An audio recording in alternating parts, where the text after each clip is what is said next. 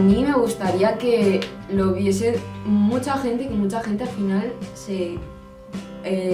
cuando lo viera, que pensara sobre todo lo que tenemos que decir, sobre todo lo que hemos dicho, que las preguntas que ellos mismos piensen y formulen sus propias respuestas. Yo creo que para que las generaciones más adultas entiendan un poco, ¿sabéis? Porque es como si nosotros fuéramos marionetas. Me parecía genial la idea de enseñar un poquillo más la experiencia de otras personas con depresión o con otro tipo de enfermedad mental. Dar visibilidad a esas personas me parecía pues fantástico, maravilloso, genial, y entonces dije, sí, quiero participar. Espero que nos sirva de ejemplo a todos para no encasillar lo que es una generación en una sola cosa. Escuchábamos los sueños y esperanzas de los participantes en el documental Generaciones de Cristal, por los que decidieron contar su historia. Hola, soy Dena Murcia, directora, productora, montadora y en general cabeza pensante y manos hacedoras del proyecto Generaciones de Cristal. Sé que vivimos en un mundo que no para, y puede que ver un documental de hora y media creas que no te merece la pena. Por ello, 4 personas te van a contar por qué han visto el documental y por qué es necesario verlo.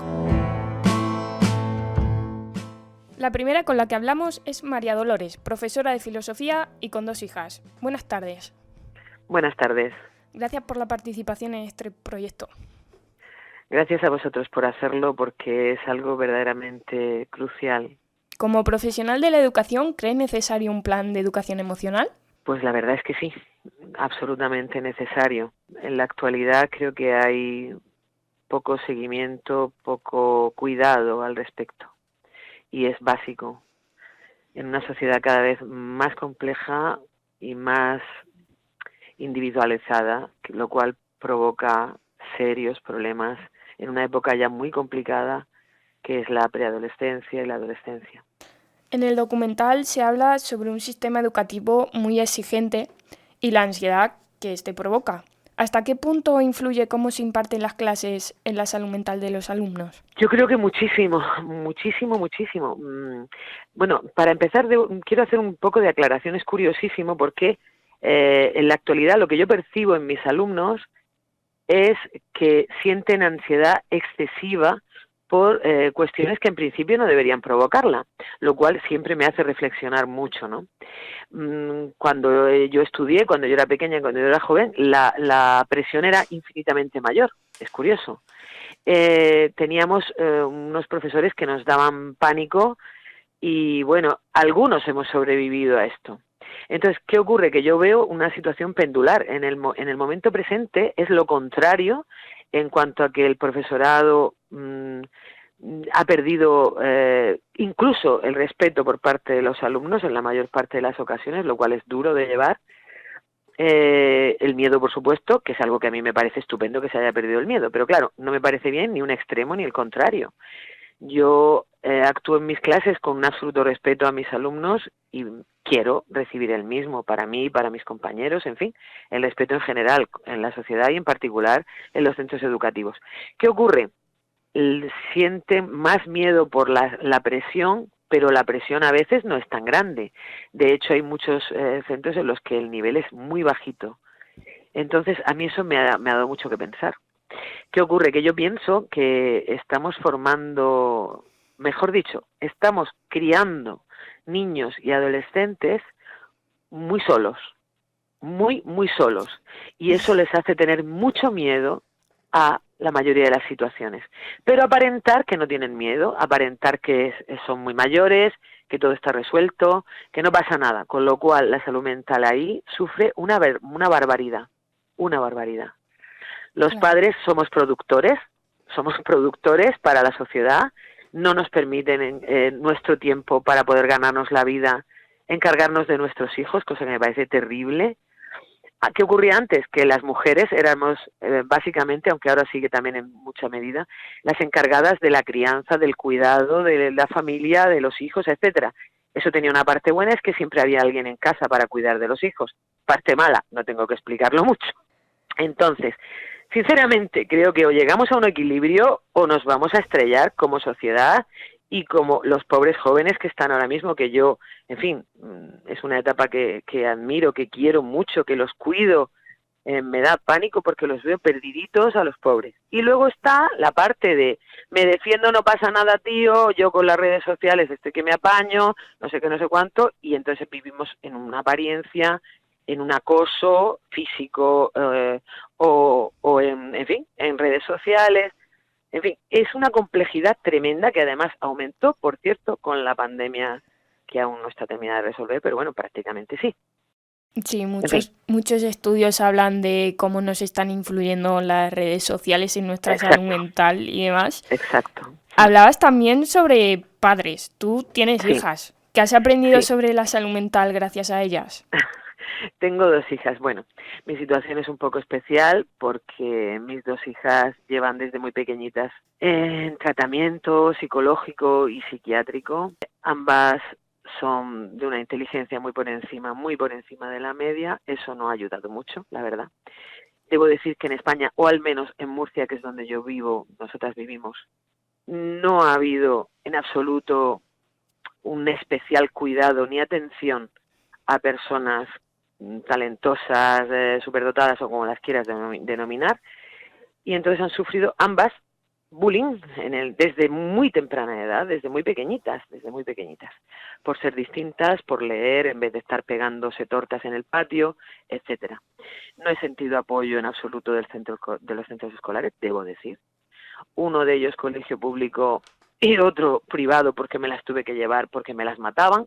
En fin, quiero decir, llevo muchísimos años, aprendiendo y sufriendo las condiciones de la salud mental de mis hijas, intentando cuidar de ellas y que salgan adelante. De hecho, mi hija mayor, pues de momento no está saliendo adelante. La pequeña, poco a poco, está, como yo digo, esponjando, viviendo su vida, haciendo cosas con sus 23 años que debía haber hecho durante la adolescencia, pero que no ha tenido esta adolescencia. En fin, ha sido muy complejo todo y me he encontrado con muchas dificultades, con muy pocos apoyos, incluso la orientadora, debo decir, lo siento porque forma parte de mi grupo, digamos, de trabajo, pero la orientadora del instituto al que consiguió ir, la pequeña,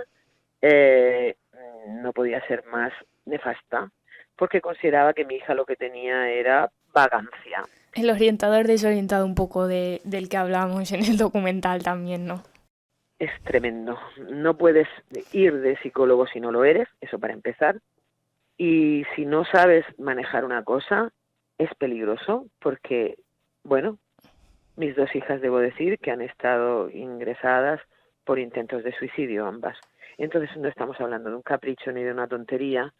Entonces son cosas serias. Yo intentaba que se pusiera en contacto con su psicóloga, estoy hablando en particular de la pequeña, y estaban en contacto en teoría, pero no le hacía caso. Y entonces, en fin, todas las directrices que daba la psicóloga para intentar que mi hija pudiera poquito a poco acceder al centro, empezar tal, pues la orientadora se lo saltaba a la torera. ¿Qué quiero decir con esto? Que esto es un problema en cadena, quiero decir, empieza desde un punto, acaba en el siguiente, y o cuidamos todos los pasos, o nuestras criaturas, nuestros jóvenes, nuestros niños, se van al garete, y es terrible. De hecho, hay un altísimo índice de suicidio en jóvenes. Es terrible, creo, si no me equivoco, es la primera razón. Sí, la primera causa de muerte no natural en jóvenes. Exacto. Entonces se me ponen los pelos de punta, no puedo, lo sufro personalmente. Yo, por ejemplo, soy docente, pero bueno, he trabajado en muchas otras cosas en mi vida, ya que soy profesora de filosofía, y la filosofía nos la han arrinconado muchos años. Quiero decir con esto que llevo poco tiempo de experiencia como docente y detecto rapidísimamente, y no porque sea especialmente lista, sino porque estoy muy pendiente, muy atenta, y lo he vivido en carne propia, cuando veo alguna niña o niño, chico, chica, que tiene problemas de salud mental, y muchos de ellos no están en tratamiento, ni están en terapia, ni están en nada. En fin, y ellos notan, cuando yo les hablo así, les digo, oye, si tienes esto, tal, no, que alguien les escucha, que alguien les está haciendo caso, como algo insólito. Verdaderamente es algo terrible, terrible. Necesitamos apoyo serio, apoyo profesional, porque los docentes no somos profesionales de la salud mental. Podemos tener más o menos intuición o más o menos cuidado, pero necesitamos ese apoyo. En fin. Claro. Esta es un poco resumida mi experiencia. Y muchas gracias. Hablo mucho también, pero bueno. Muchas gracias por contarnos tu experiencia y las de tus hijas, por tu participación, y espero que pronto, y con este, con este proyecto y muchos como este, la sociedad aprendamos a tratar a la gente, a entender todo lo que implica salud mental. Sí. Y muchas gracias. Solo quiero añadir una cosita, bueno, dos. Una, muchísimas gracias por este proyecto, porque me parece de una importancia vital. O sea que, de verdad, muchísimas gracias. Ojalá tenga mucha repercusión, se pueda ver en muchos sitios, etcétera. Yo trataré de que así sea. Por mi pequeña, yo pondré mi pequeño granito de arena. Y otra cosa que yo quiero decir es que estamos olvidando, y hemos olvidado ya hace tiempo, que el ser humano solo se ha desarrollado por medio de la solidaridad y del cuidado. Si olvidamos, que lo estamos olvidando completamente, el cuidado, y basamos la sociedad en el individualismo y en la competitividad, estamos absolutamente perdidos. Esta ha sido María Dolores, madre, profesora consciente y comprometida con la salud mental de sus hijas. Continuamos hablando con padres, en esta ocasión Antonio Hernández.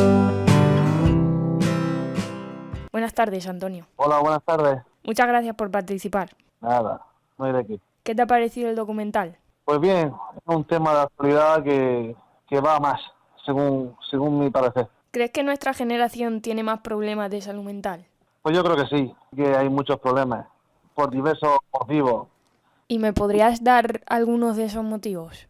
Pues mira, principalmente hay problemas familiares. Cuando una familia no está bien estructurada, yo qué sé, los padres se llevan mal y en fin, y problemas familiares, por eso repercuten en los hijos.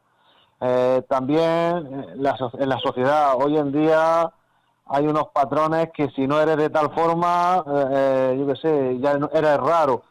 Y entonces el bullying existe, se meten con zagales que son diferentes. El tema de las redes sociales también influye bastante, porque por el simple hecho de apretar un botón ya tienes información buena, pero muchas veces mala, y eso también influye. Tú eres padre, ¿has aprendido con este documental algo que crees que pueda ser de interés para mejorar la relación con tus hijos? Sí, claro que se aprende. Te das cuenta que las cosas que le hacen mal a ellos, evitas de hacerlas, pues evitarás que ellos tengan esos trastornos. Siempre eso, andando por el camino correcto. Y me doy cuenta que eso, que la gente necesita ayuda. Bueno, pues esperamos que la gente reciba esa ayuda, que los casos cada vez sean menos, y a ti te damos las gracias por haber visto el documental y por haber participado en esta entrevista. Nada, encantado y muchas gracias.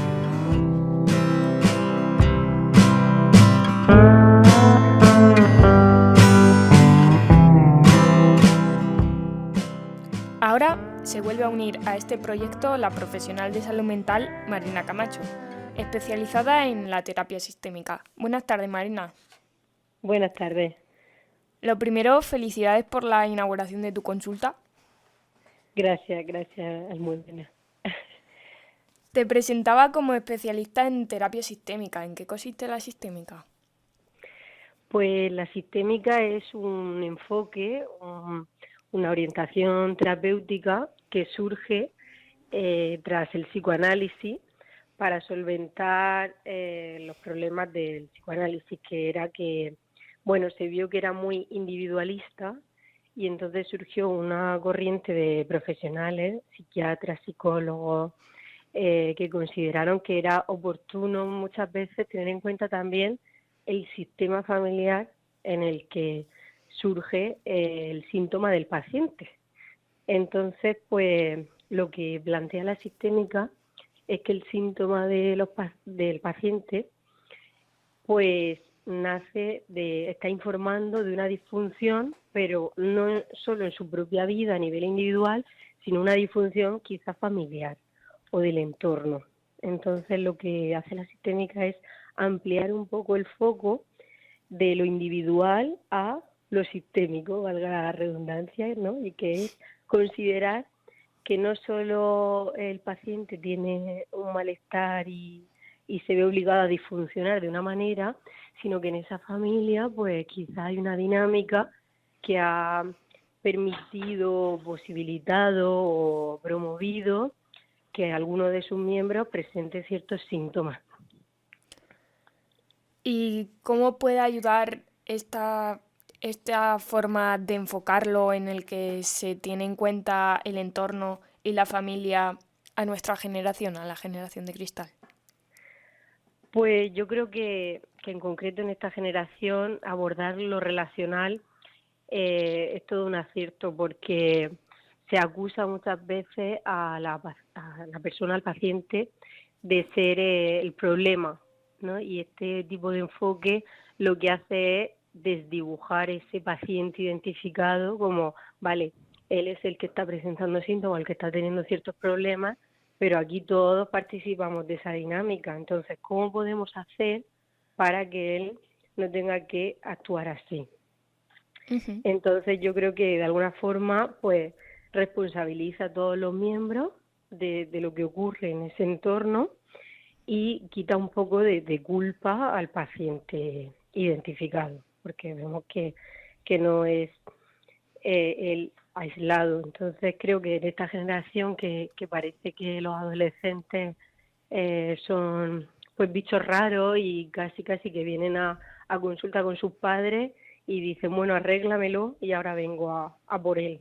Sí. Y este enfoque lo que dice es, no, bueno, siéntate, que estás invitado a participar de esta sesión para ver cómo podéis comunicaros de forma explícita e implícita de una manera más saludable para todos, porque os va a beneficiar a todos.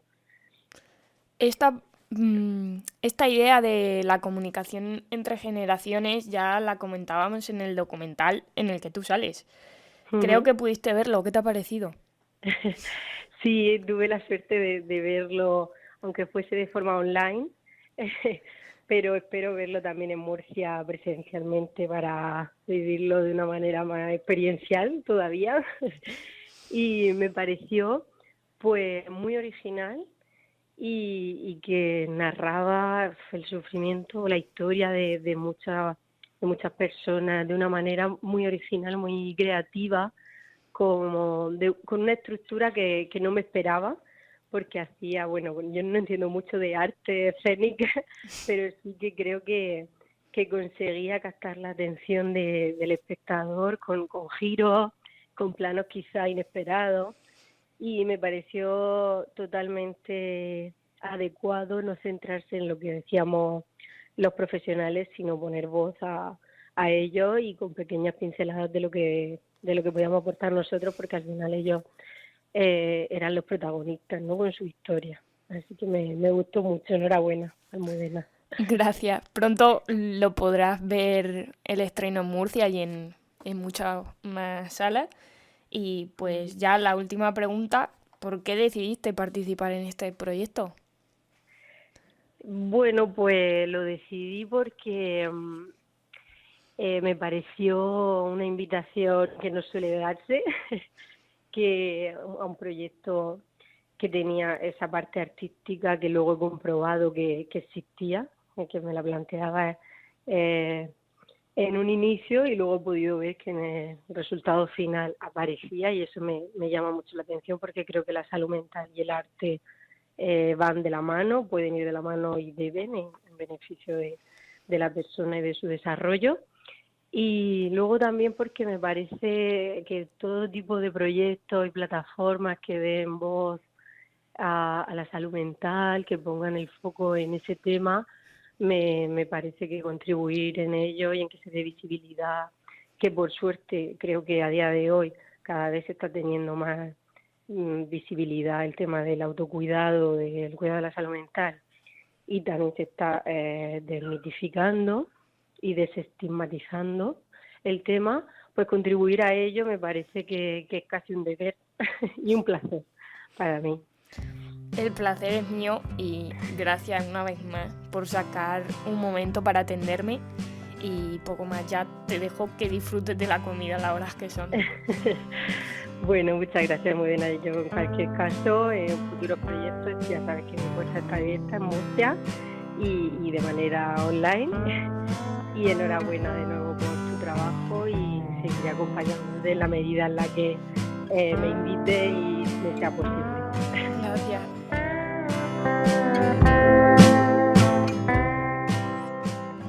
Comenzaba estas entrevistas con María Dolores, profesora de secundaria, y las finalizo con Elia Morales, profesora de infantil. Y es que, aunque la generación de cristal es el futuro inmediato, no nos podemos olvidar del legado que aprenden los más pequeños. Buenas tardes, Elia. Buenas tardes. Gracias por atenderme. Nada. Como profesora infantil, ¿crees que la sociedad actual crea unos niños con peor salud mental? Y además es un poquito alarmante porque hasta ahora no se habían escuchado en los centros lo que era una depresión o una ansiedad o problemas incluso de autolesionarse, y en niños en edades muy tempranas, de 10, 12 años, se está escuchando y se está viendo. Y de hecho hay una anécdota que yo como profesora infantil y terminando ahora curso, pues he tenido entrevistas con los familiares. Y es más del 60% de las familias que yo tengo. Me sorprendió la frase que me decían, una frase que me decían los padres, que era que ellos no habían podido dedicarle durante el curso el tiempo suficiente a sus hijos, y que ahora que llegaba el verano, que podían tener más tiempo, que le iban a dedicar. Y yo les decía que no es así, y como bien has dicho tú, empezamos desde las edades muy tempranas. Y a estos niños hay que atenderles, escucharles, igual que hay que ponerles límites y utilizar la palabra no. Hay que hacerlo desde bien pequeños. No se trata cuando llegamos a la adolescencia y tengamos un problema, sino que desde bien pequeños hay que escucharlos, atenderlos y, por supuesto, ponerles límites y decir no. Y ocuparnos por los 365 días del año a ellos. Me han comentado de que has visto el documental. ¿Qué te ha parecido? Sí, pues es un documental, el documental de Generación de Cristal es muy, no sé, me llamó la atención y me ha gustado mucho, primero como docente y también como madre. Y es que es real, así me ha parecido lo que está sucediendo y es real. Supongo que estás de acuerdo con las problemáticas expuestas por los adolescentes que salen en él. Sí, y la frase es que no me dedican tiempo, es que no me escuchan. Esa palabra a mí se me queda grabado porque lo escucho también en mis niños. Y cuando tú intentas hablar con ellos y comunicar, se abren mucho. Y yo noto que en la familia falta mucha comunicación. Pues muchas gracias por el interés y por ser una aliada en la lucha por un futuro con una sociedad mentalmente más sana. Sí, es necesario porque si no los psicólogos y los psiquiatras van a tener mucho trabajo.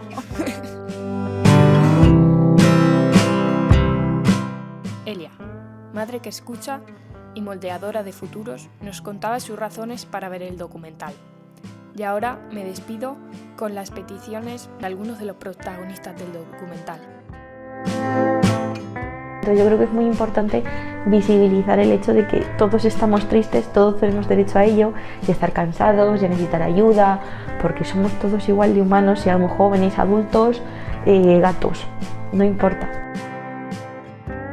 A lo mejor hay personas que se sienten identificadas con alguna cosa, pues que sepan que no son los únicos que se pueden llegar a sentir así, y a informar a la gente también de la situación por la que pasamos muchos jóvenes hoy en día.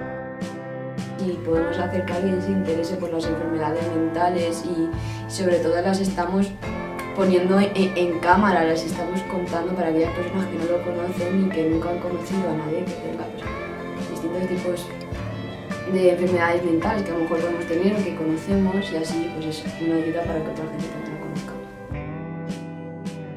Pues supongo que con esto también nos damos un poco cuenta y podremos perder un poco los prejuicios que podamos tener.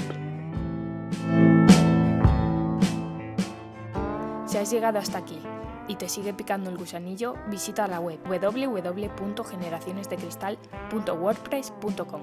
Para estar al día de proyecciones y exposiciones, sígueme en mi Instagram @denamurcia. ¡Chao, pescado!